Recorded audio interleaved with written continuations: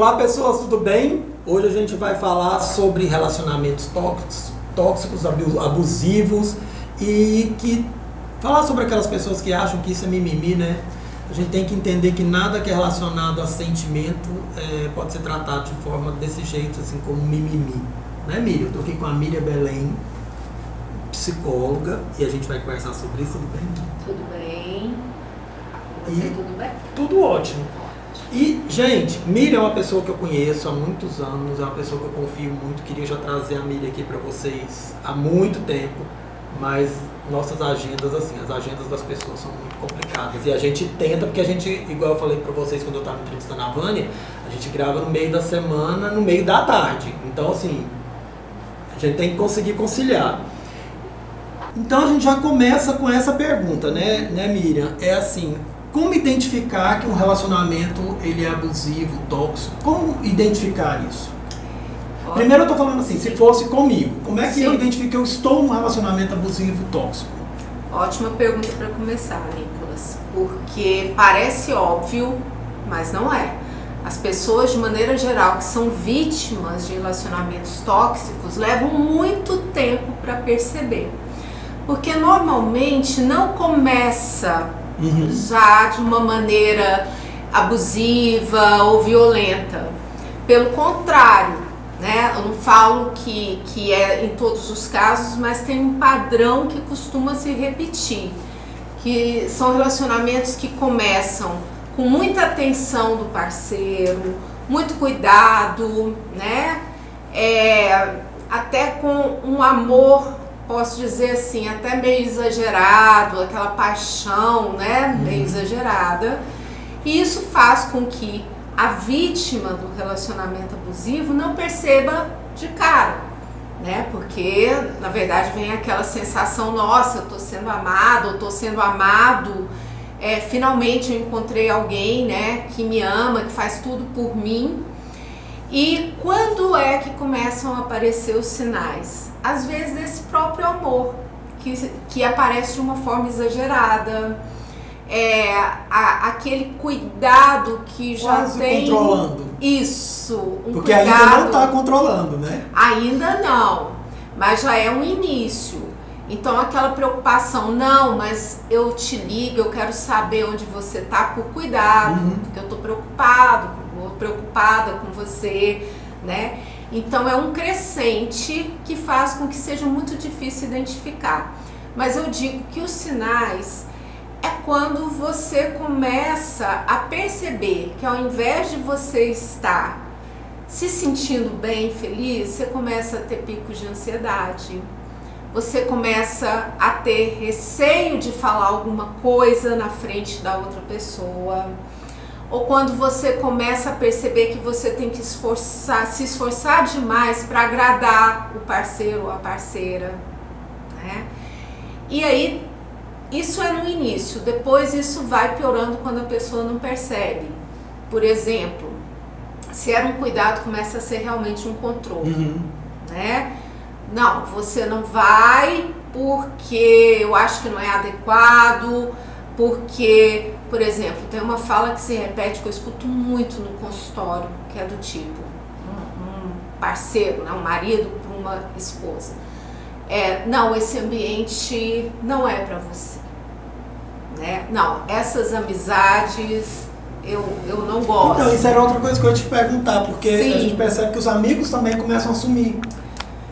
Sim, é muito comum, mas eu digo que não é nem que os amigos começam a sumir, né, porque não estão querendo. É que a própria pessoa que tem esse perfil, né, abusivo, manipulador, já faz com que as relações fiquem minadas com os amigos, com a família, porque a ideia é justamente isolar a pessoa para que esse controle, essa manipulação seja feita de maneira mais eficaz. Então, isso acontece com críticas. Aquele seu amigo, aquela sua amiga, eu não gosto, faz isso, faz aquilo, me trata bem. Ou então, né, não te trata bem, eu que amo você, é que sei, né? Então, muitas vezes, a própria família menos, mas os amigos, começam a se incomodar, começam a perceber essa situação e acabam se afastando porque percebem que o que falam não faz efeito. É isso que eu ia falar, não adianta falar, né? Não adianta falar. Não, porque tem uma coisa muito comum nesses relacionamentos tóxicos, abusivos, que é o morde-a-sopra, né? Então o abusador ou abusadora, né? Porque também tem mulheres, apesar que a gente percebe que acontece mais, né? Com o gênero masculino, né? Mas acontece uma coisa que é muito padrão. Por exemplo, faz uma crítica no sentido, nossa, desse jeito você não vai sair, você tá horrorosa, né? E aí sem cerimônia, né? Já fala direto. Sem cerimônia, né? Não, você vai vestir aquilo que eu quero porque eu sei o que fica melhor em você. Ou já algo mais violento, do tipo, não, você não dá conta de fazer isso, você é burra. E aí num outro momento já vem, mas você é o amor da minha vida, né? Tudo isso que eu faço e falo é pro seu bem. Então a pessoa vai ficando, vamos dizer assim, numa redoma de confusão mental. Porque ao mesmo tempo que pode sentir, nossa, realmente eu sou muito amado, eu sou muito amado, porque ninguém faz isso comigo, esse cuidado, bom, mas eu tenho que tomar cuidado, porque se eu não fizer do jeito que essa pessoa quer, ele fica muito bravo, ela fica muito irritada, né? Então esse é um padrão que se repete muitas vezes. Né? E aí, como eu perguntei para você como reconhecer isso, e como é que a gente reconhece a vítima? Porque às vezes nem é uma coisa parece meio velada, né? A gente não percebe que é um casal que está sempre bem. Então, essa é outra dificuldade. Porque isso, gente, é diferente daquele marido ou esposa que agride o outro. Sim. E tá com uma mancha roxa, caiu da escada, né? Geralmente caiu da escada. É diferente, porque geralmente são casais que em público são perfeitos, é um casal que não tem problema, né? Exatamente. E isso dificulta você reconhecer uma pessoa vítima, né, dessa situação. Até mesmo porque pelo medo, pelo controle, a pessoa não quer que o outro saiba. Às vezes por vergonha, porque isso, Nicolas, é um comportamento que não tem diferença de raça, de cor, de nível social, nível econômico. Pelo contrário, né? Pode ter em qualquer tipo de relacionamento. Então, quem é vítima acaba ficando com vergonha porque o abusador, a abusadora tende a fazer a vítima acreditar que é tudo culpa dela. E isso pode durar muito tempo, né, Miriam? Anos. Pode durar, sim. E é impressionante quando, por exemplo, a gente tem acesso a uma vítima que finalmente pede ajuda. O cair da ficha é muito doloroso, porque assim, não é que já não sabia que tinha alguma coisa lá, mas muitas vezes não quer acreditar. Ou quer acreditar que se ajustar o comportamento vai mudar o comportamento do outro, né? Então, para identificar a vítima, eu falo o seguinte, né? Que às vezes a gente tem que desconfiar, né, desses casais que é tudo amor, né? Tipo Instagram, ou seja, uma das maneiras de identificar é se você sai com esse casal, seja da família ou amigo, né? E começa a perceber que quem é a vítima quase não se expõe, ou tem um comportamento que parece meio exagerado de cuidado com o outro, de amor, de carinho com o outro, que evita falar, né, de coisas mais íntimas, que fica muito preocupado olhando para o parceiro ou para a parceira, né, meio que para ler o que está pensando, né? Então, porque as coisas acontecem do nada, né? Na cabeça do abusador, as coisas se criam. Isso. Porque, na verdade, né, o abusador normalmente, na grande maioria das vezes, já tem uma constituição psíquica narcisista. Então, era isso que eu te perguntar, uma pessoa dessa, ela é narcisista? Não digo em todos os casos, porque pode ser, por exemplo, né, a gente sempre trabalha no caso a caso. Eu diria que nas observações, nos estudos, né, teóricos e tudo mais, tem uma boa parcela que tende a ter uma estrutura narcisista. Mas, por exemplo, pode ser um caso de paranoia, né? Um caso mais grave de uma psicose, que o controle já faz parte dessa estrutura psíquica. Mas aí já é algo, né, que está ligado a uma psicose. No caso que a gente percebe mais nos casamentos, de maneira geral, quando a gente tem conhecimento de algum caso, né, a gente já faz uma primeira hipótese de uma estrutura narcisista. E que então, isso que você falou, é da cabeça? Sim, porque tudo que vai contra o que aquela pessoa acha que tem que ser, o desejo dela já é visto como um problema, uma afronta, né? E às vezes é muito complicado que o abusador até acredita mesmo que ele tem razão, né? Que ele quer o bem da pessoa, por incrível que pareça. E todas as vezes que eu ouço histórias assim, é muito engraçado, porque as pessoas, os abusadores em si, são pessoas que são extremamente agradáveis com todo mundo. Às vezes são pessoas que ninguém acredita que ele pode fazer aquilo, né? Sim. Porque é incrível, assim, parece são pessoas totalmente sociáveis. Eu acho que é quase assim, não é nem de propósito. Parece que ela é realmente daquele jeito, só que muda em relação àquela pessoa. Uhum.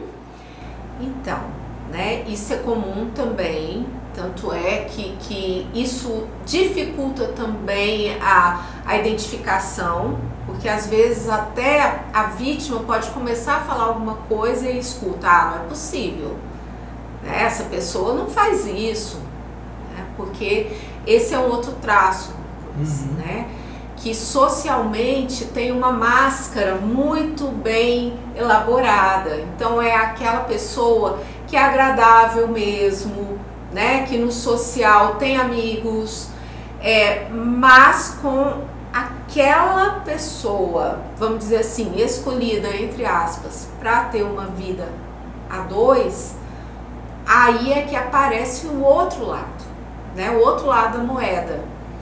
E tem muito a ver, sim, com um não reconhecimento do parceiro ou da parceira como uma pessoa. Então, tende a colocar como um objeto que está ali para servir. Miri, se acontecer, por exemplo, que a minha pergunta para você já vem daqui a pouco, mas que eu vou te fazer a pergunta assim, como sair desse relacionamento. Sim. Mas antes disso, quando essas pessoas se separam, o abusador ele muda o foco para uma outra pessoa? Pode ser que sim, pode ser que não. Porque pode acontecer de não mudar o foco e aí vira aquele que persegue, aquele que comete um assédio moral, que vai caluniar, né? Ou, por exemplo, né, isso é mais comum no caso das mulheres, mas também acontece com os homens, de se tiver filhos, fazer uma alienação parental, né? De criar, né, uma imagem muito negativa para a vítima, né, para se safar. Tem aquelas, né, terminou, vai para a próxima, né? Às vezes tem aqueles e aquelas que dentro do relacionamento tem outros relacionamentos paralelos e que por muitas vezes se repete o padrão. Só que é mais comum ser com aquele que realmente é o parceiro ou a parceira oficial, sabe? Oficial. E aí, isso que antes era o cuidado passa a ser um terror para a vítima, porque já fica de sobressalto, né? Eu lembro de um filme antigo que chama Dormindo com o Inimigo, que tem uma cena simples, mas que já mostra a angústia, o terror que é da personagem principal, organizando as toalhas no banheiro milimetricamente, porque se não ficasse, né, tudo milimetricamente do jeito que o parceiro queria, ela ia ser agredida. Mas aí eu adoro, porque quando ela passa a morar só, Sim, ela pega a toalha, ela sim, bagunça ela a toalha. bagunça tudo. Eu acho muito Isso. legal. Ela bagunça os negócios no armário, eu acho aquilo muito legal. Isso. Então, assim, chama Dormindo com o Inimigo, é com a Julia Roberts, Isso. vale a pena assistir, é muito legal. Uhum. Miri, e aí como sair de um relacionamento desse? Então, essa parte é muito difícil. É como você disse no início, pode levar anos um relacionamento assim. Primeiro, porque normalmente a vítima fica isolada, né? O parceiro faz de tudo para que ela não tenha acesso a amigos, a trabalho, ou se vai para o trabalho, controla tudo, né? O que é mais difícil, gente, é porque nem sempre tem agressão física. Né? Pra ter aquele motivo assim, bateu, aí agora eu vou, me deu o clique, eu vou sair. Não tem, né? É como se não tivesse um motivo para separar. Pode chegar, claro. Em muitos casos chega. Mas é mais difícil porque a vítima já está nessa confusão, nessa ambivalência. Ama, não ama, bate, assopra. Não tem uma rede, né? Que a gente chama da rede de apoio, para poder falar disso, para poder ter alguém que, olha, né, amiga, isso aí tá meio esquisito, né? O abusador normalmente controla os passos via celular, às vezes põe aqueles GPS, né? E o pior, tende a tratar a vítima como se fosse louca, como se fosse descompensada, e isso vai minando a confiança, né, da vítima em tanto acreditar nela quanto em relação às outras pessoas, né? Exatamente. Então ela começa a duvidar se aquilo realmente é um abuso, porque não tem violência física. Isso a gente escuta muito, sabe? Não, mas eu nunca identifiquei que ele era um abusador ou eu estava num relacionamento tóxico porque nunca me bateu. Só que isso tem a ver, né, e eu acho importante a gente falar disso antes de falar como é que sai, porque também tem uma questão cultural, social, que a mulher é levada a acreditar que o relacionamento só dá certo se ela se empenhar, né, que a responsabilidade é dela. Então escuta aquelas coisas, tenha paciência. Não casou para separar. Não casou para separar. Homem é assim mesmo. Pensa nos seus filhos, como é que você vai sobreviver, né? Isso em todas as camadas sociais. E aí, para começar a se perceber vítima, vai ter que acontecer alguma coisa. E aí eu falo que normalmente é quando começa a violência física. O empurrão, né, uma tentativa de esganadura que logo, né, sai. Só que aí vem outra coisa difícil, porque quando vem a agressão física, o abusador costuma perceber que aí exagerou a mão, e é quando começa aqueles movimentos de presente, de viagem. Ah, mas você é a mulher da minha vida, você que me fez fazer aquilo, porque você não fez do jeito que eu queria, porque você me confrontou, né? Então eu falo assim, que a vítima começa a se perceber vítima quando normalmente começa a ter algum sintoma depressivo, ansioso, ou a fibromialgia, que é as dores generalizadas, que é quando começa a perceber que tem alguma coisa que não está bem. Se ela tem minimamente uma rede ainda de apoio, família às vezes é até muito complicado, porque tem pessoas da família que sabem que acontecem os abusos e por conta desse discurso, não, mas tenha mais paciência. Ele é uma ótima pessoa. Ele é uma ótima pessoa, nossa, com a gente não tem pessoa melhor. Ele é um ótimo pai para os seus filhos, né? Mas normalmente a vítima pede ajuda quando não suporta mais. E aí vai depender demais o caminho, né, para sair desse relacionamento, dessa rede de apoio.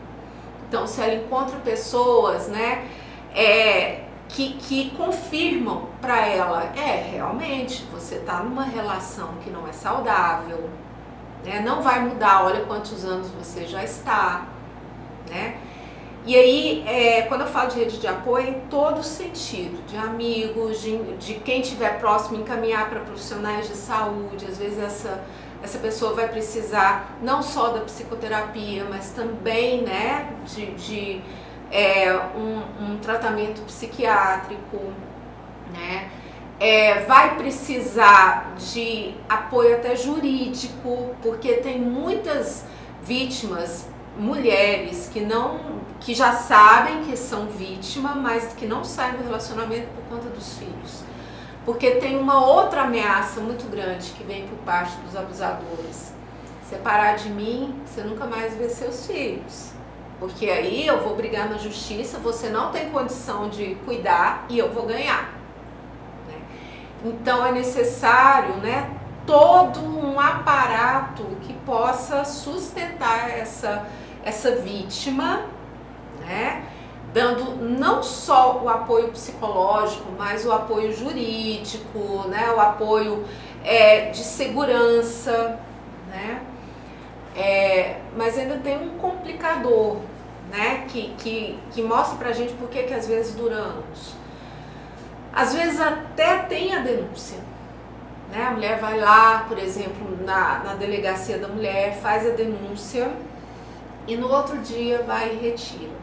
Por diversos fatores. Infelizmente, né, no senso comum as pessoas falam, essa aí gosta de apanhar. Não, ninguém gosta de apanhar, gente.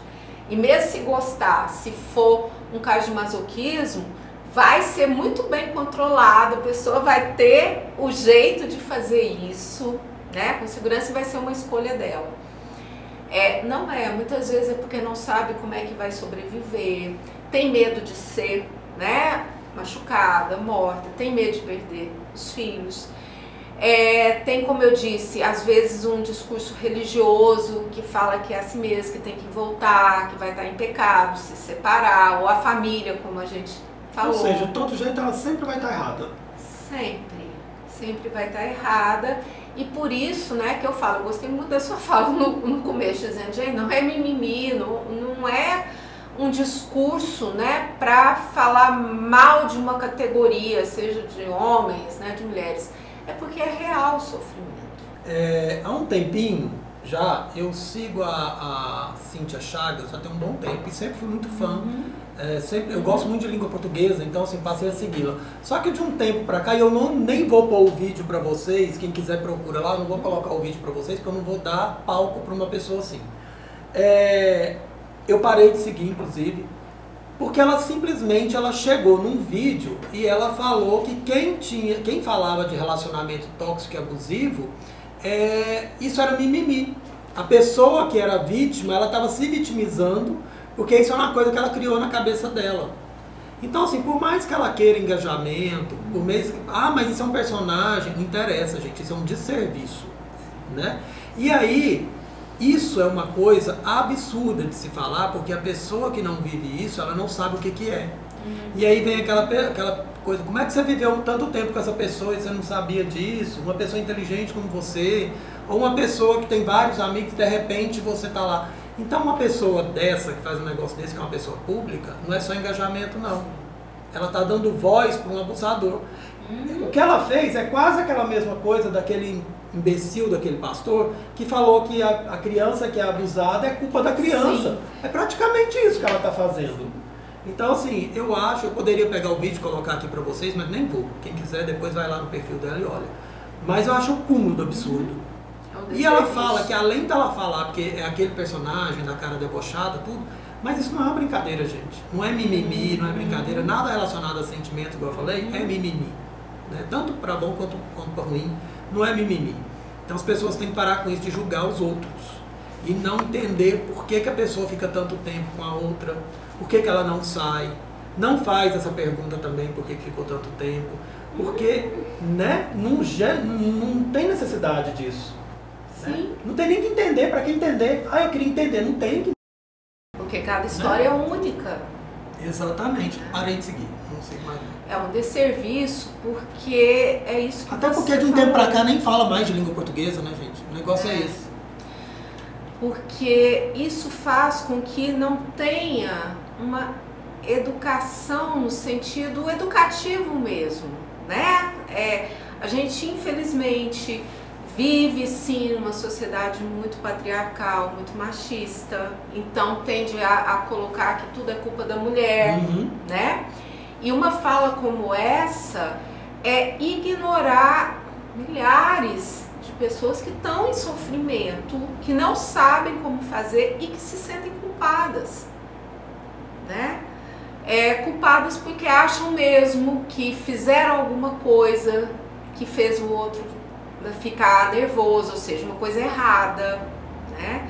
Então, é o tipo de relacionamento que vai minando qualquer autoestima, vai minando qualquer crédito que a pessoa dê a si mesma, né? Tem pessoas que acabam conseguindo sair justamente por conta dos filhos, porque não querem que eles passem pela mesma coisa. Ou quando os filhos começam a denunciar aquilo de alguma maneira, por um transtorno psicológico, por uma doença, e aí é que começa a aparecer uma certa coragem, né, de mostrar para alguém. Eu falo que isso acaba sendo assim, é tipo um clique. Eu vou dar um exemplo para vocês, assim, eu trabalho com moda. Então vocês sempre ouviram aquela coisa assim, chega na frente do espelho, alguma coisa te incomodou, você tira. Você nem discute com aquela peça, você tira. É a mesma coisa, gente, você está casada com uma pessoa, independente de ser homem, de ser mulher, de ser um casal gay, de ser um casal lésbico, não interessa. Se naquele relacionamento alguma coisa começou a te incomodar, não tá certo. Ou como diz uma amiga minha que eu gosto na brincadeira, que ela fala assim, alguma coisa errada não tá certa. Então assim, começa a reparar um tipo de fala, uma coisa em público, que às vezes essas pessoas elas fazem em público, elas diminuem você em público, ou se não em casa mesmo, mas é uma coisa que, de repente, do nada ela te incomodou. Se ela te incomodou é porque ela já vem acontecendo, já tem um tempo. Até que uma hora você dá um clique. Sim. Fala assim, gente, ele tá falando isso há muito tempo. Sim. Né? Ou de falar que nada fica bom em você porque você tá gordo, tá gorda, porque você tem a mão feia, então esse anel não vai ficar legal. E como são essas coisas. Só que antes passava batido, de repente não passa mais. Isso, porque o acúmulo, né? Ele vai fazendo com o copo que a enche. gente, né, fique com menos defesas, né? Então, como começa a se repetir várias e várias vezes o comportamento, chega uma hora que a vítima não consegue mais gerir aquilo ou dar as justificativas que costumava dar, né? Porque também tem muito isso, né? A vítima no começo tenta justificar para o outro, né? Então, por exemplo, se é uma pessoa, porque também tem aqueles que não são muito sociáveis, né? E que mostra algum incômodo, porque ele é sistemático, né? Então, tem que ter alguém para realmente ajudar essa vítima a entender que o que ela sente é legítimo. E aquele negócio de em relacionamentos de marido e mulher não se mete, a mulher se mete sim.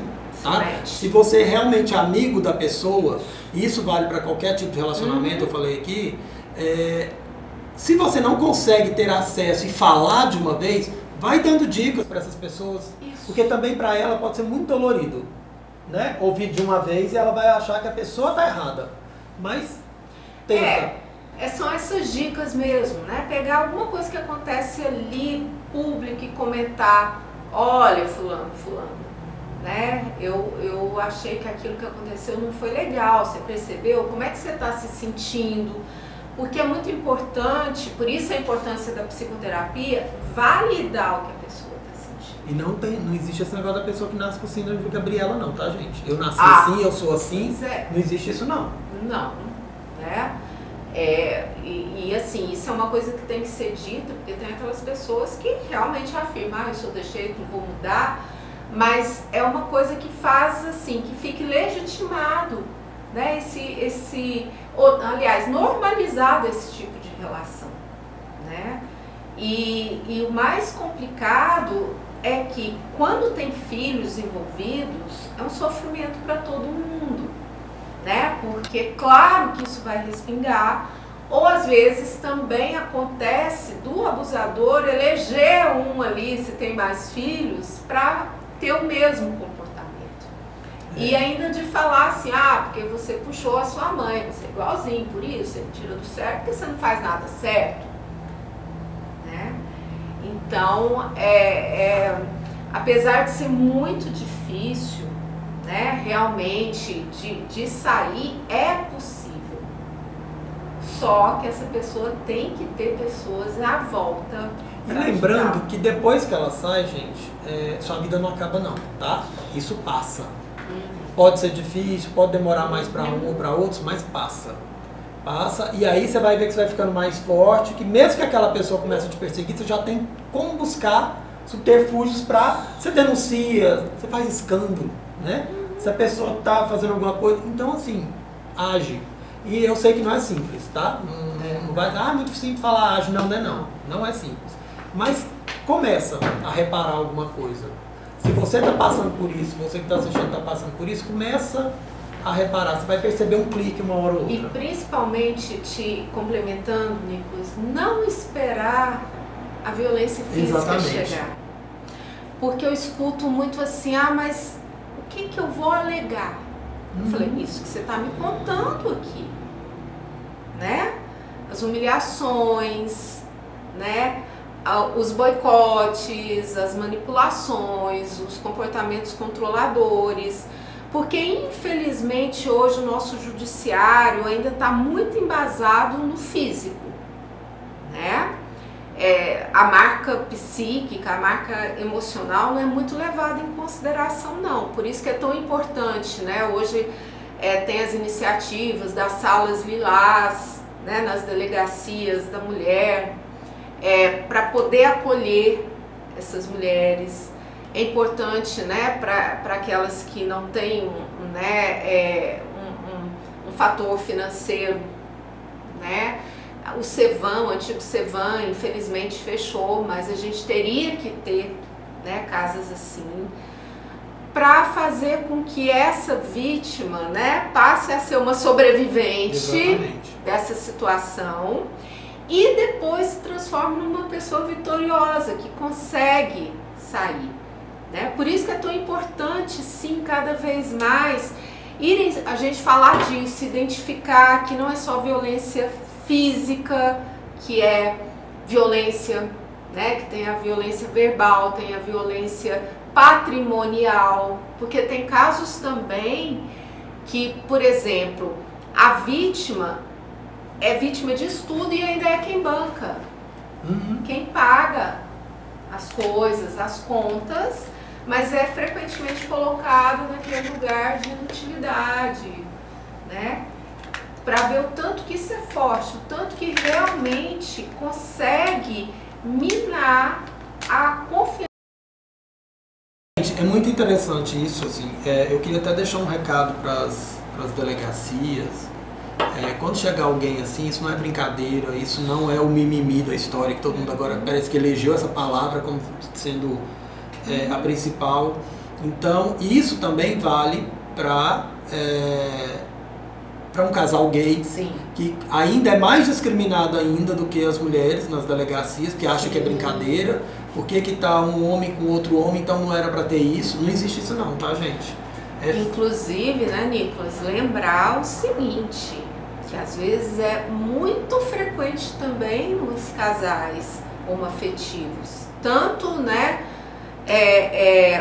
homo, né, quanto lésbicas, é muito frequente, né? E as pessoas tendem a banalizar da seguinte maneira, é até pior, mas que gay é desse jeito mesmo.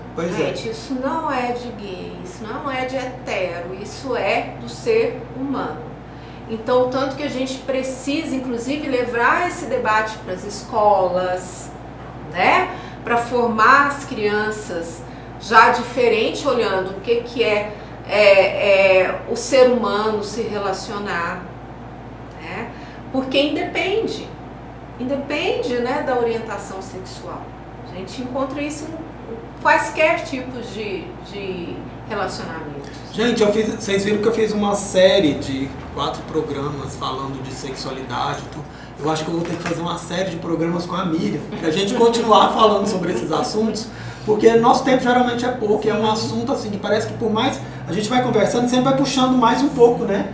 Então, assim, eu quero trazer a Miriam aqui de volta pra gente continuar esse assunto e com outras vertentes, outros vieses assim, a gente vai trazer. Mas infelizmente nosso tempo é pouco. Então, Miriam, muito obrigado por ter vindo. Se você quiser falar alguma coisa para eles que estão em casa. Eu só quero agradecer o convite, foi um bate-papo muito bom. Eu gosto de falar desse tema porque eu vejo a importância.